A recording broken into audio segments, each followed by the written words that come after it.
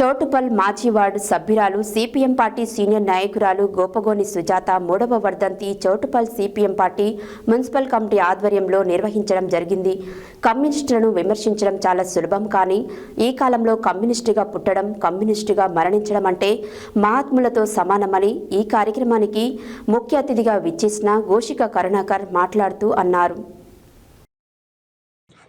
చౌటుప్పల్ మాజీ వార్డు సభ్యురాలు CPM party senior నాయకురాలు గోపగాని సుజాత 3వ వర్ధంతి Choutuppal CPM party municipal committee ఆధ్వర్యంలో నిర్వహించడం జరిగింది.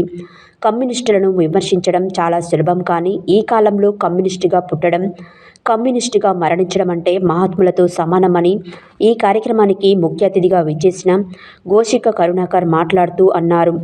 గోపగోని సుజాత వార్డు సమస్యల మీద అనేక ఉద్యమాలు చేసి ప్రజా సమస్యలను పరిష్కరించిన గొప్ప మహిళా నాయకురాలన్నారు.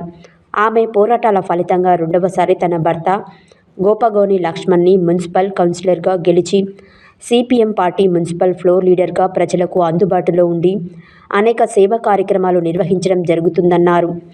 అమరజీవి గోపగోని సుజాత ఆశయ సాధన కోసం పనిచేయాలని పిలుపునిచ్చారు.